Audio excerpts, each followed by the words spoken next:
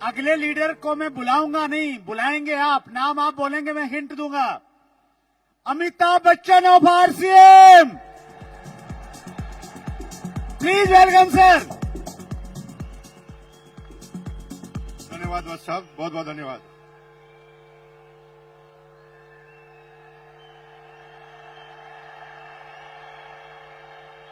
धन्यवाद धन्यवाद धन्यवाद भाई। मुझे टोटल 2 मिनट दिए, 30 सेकंड आप खा गए। अब रुक जाओ यार भाई, 2 मिनट बात करने दो मुझे।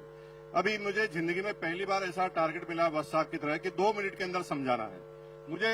2 मिनट की जगह मैं 2 घंटे से तो सोच ही रहा हूं कि 2 घंटे में 2 मिनट में बताऊं क्या मैं आपको। मैं आपको एक गाना गाता हूं और गाना गाकर आप मेरे साथ आप गाइए और आपको ये बिजनेस समझ में आएगा। अपनी तो जैसे तैसे, क्योंकि आपकी एज अगर 30 साल 40 साल 50 साल है ना, तो आपकी तो कट जाएगी। गाइए मेरे साथ, अपनी तो जैसे तैसे कट जाएगी, आपका नहीं मेरे बच्चों का क्या होगा जनाब आली। यहां पर थोड़ा गलत जा रहे हैं आप, क्योंकि आपकी कट गई। अभी तो आपने जो बेरोजगारी देखे ना मेरे भाइयों, वो बेरोजगारी सिस्टम की बेरोजगारी थी। पूरी दुनिया के सारे वैज्ञानिक उन मशीनों के आविष्कार में लगे हैं जहां पर इंसानों की जरूरत ही ना पड़े। एक जेसीबी आई, 100 मजदूर गायब। एक जेसीबी आई, 100 मजदूर गायब हो गए। एक मशीन आई, पेंटर गायब हो गए। अभी तो कमांड की बेरोजगारी है, अब एआई की बेरोजगारी चालू होगी मेरे भाई। लेकिन आपको चिंता करने की जरूरत नहीं है। आप गाना गा सकते हैं, अपनी तो जैसे तैसे मेरे बच्चों का क्या होगा जनाबे आली। बेरोजगारी का तो दौर अभी आपने देखा ही नहीं है, अब देखना बेरोजगारी क्या होती है। अगले 15 सालों में हिंदुस्तान से 2 करोड़ ड्राइवर गायब हो जाएंगे, क्योंकि ड्राइवरलेस गाड़ियां आएगी नहीं। आ गई है, रुको टीचर, मेरे भाई टीचर रुको। 25 साल बाद आप भूल जाएंगे कि टीचर होता क्या है, क्योंकि एआई बेस्ड रोबोटिक टीचरों ने काम करना चालू कर दिया है। एक रोबोट सारी क्लास, सारी भाषाएं, सारे सब्जेक्ट पढ़ाएगा। और मेरी बहनों, अगर आप घरों से कह रहे ना पति को मैं नहीं रहूंगी तो खाना कौन खिलाएगा, एआई रोबोटिक खाना बनाने वाले भी आ गए हैं। वो तो चेक करते ही खाना भी कॉपी कर डालते हैं। एक एक करके चुन चुन कर मारे जाओगे। अब इलाज क्या है? इलाज एक है, डायरेक्ट सेलिंग। दुनिया में कोई भी एआई काम कर सकती है, लेकिन डायरेक्ट सेलिंग कभी भी एआई नहीं कर सकती। क्यों? क्योंकि AI human intelligence, human emotions का बिजनेस है।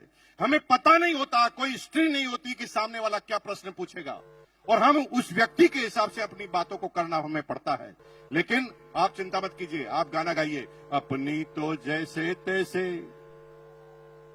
हेलो,